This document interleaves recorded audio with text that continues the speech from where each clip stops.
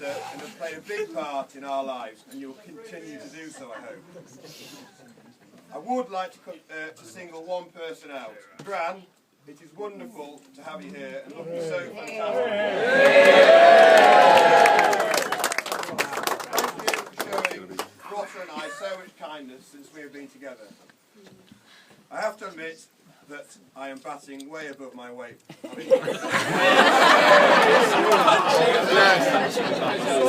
So all my friends say. The Rotter is a wonderful, beautiful and extremely funny woman who made me a very happy man. The first 2 weeks of married life have been great.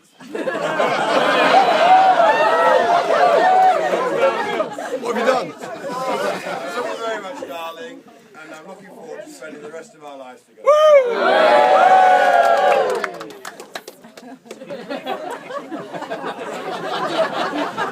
Rotter's family have played a massive part in her life. Mama and Tata Crook, who are there, have been wonderful parents to the Rotter, and they've been extremely kind to the Rotter and I since we've been together. In fact, when I first turned up in Poland, Tata Crook insisted on having a family meal, which the only drink on offer was vodka. I think this was my first test, and I hope this will be only 1 or 2 shots, as at the first bit I can't drink very much. Anyway, the shots kept coming and coming and coming. Somehow I managed to stay standing, even after 4 bottles of vodka between 5 of us. Suffice to say, it was a great evening, and I think I passed the test, because Tata Crook was more wobbly than I was. Tata Crook is great fun and insists on talking Russian, German and Polish, but never English. His favourite expression is to welcome me in the morning with a hearty Hitler. Trust me, when said with a smile on your face, he's my intention. So Roger and I first met when we were picking asparagus, and it took until the strawberry time for the romance to start. After a long day on the farm, I fancied a drink, so I asked her for a pint. She must have been keen, and she said, I don't know, maybe. It's hard to turn down the boss's son, so I went for a drink. As you can imagine, with us two, it was a very quiet, in-depth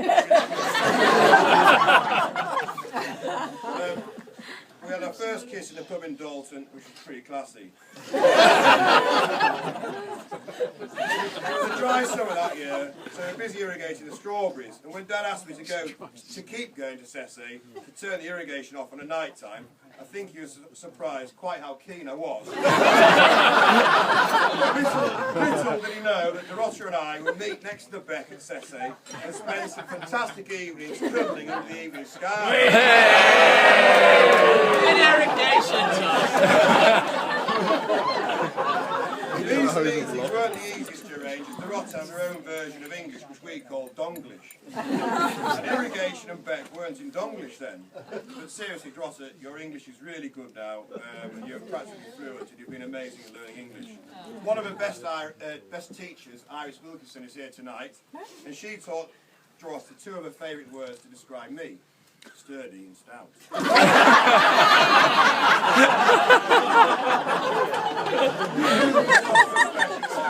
went home at the end of that season, and although we hadn't really spent long together, I shed a few tears. And as soon as she came back the next year, we moved in together after about 3 weeks. Since moving to Helperbeach, Rotter has become a local legend. She's made friends with everybody. Even our next door neighbour Evelyn, who can be very grumpy.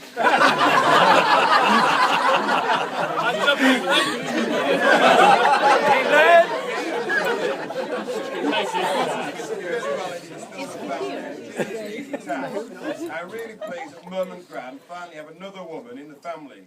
I think Mum thought that I would never find a woman crazy enough to live with me. Yeah, although it's a good job, Rotter is slightly bonkers. And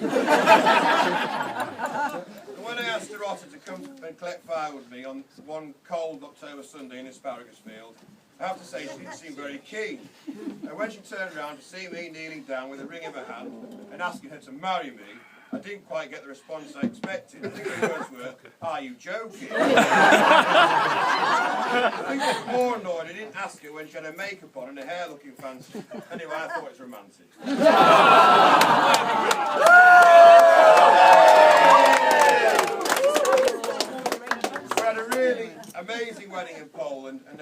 many highlights. The English and the Polish people really got on well together. There was dancing, games and lots of food. I would like to convey some of my highlights to you. Being stopped by a canoe on the road, on the way to the wedding reception, and having to give the occupants 5 bottles of vodka to get out of the way. Tassa Crook dancing with Mum, and being the only man that's ever made her look worried when she was dancing. Johnny Graham, my 31-year-old pal, having to be nursed all night by his parents because he had drunk so much vodka, and waking up the next morning with a massive black eye. Stuart Wilson and Pete Ribis breaking into the wrong chalets because they've forgotten where they're staying. Josh Spilman, well I better not say. And of course, marrying Dorota. I would just like to round off with a list of alcohol consumed during the weekend by 95 adults. 90 litres of vodka, 60 litres of beer, quite a lot of wine, 2 bottles of gin by Dad. And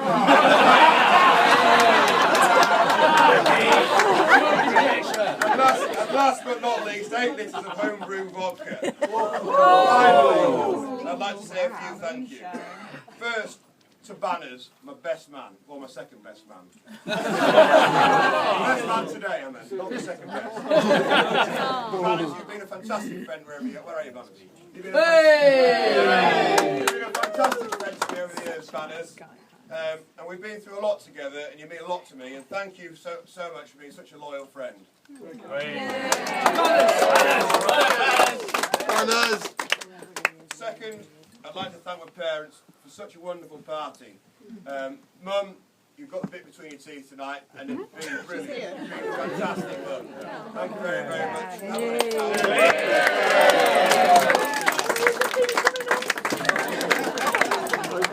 Finally, to 2 beautiful bridesmaids, Olivia and Chloe. You look wonderful tonight. Thank you all to raising glasses and a toast to the bridesmaids. Right,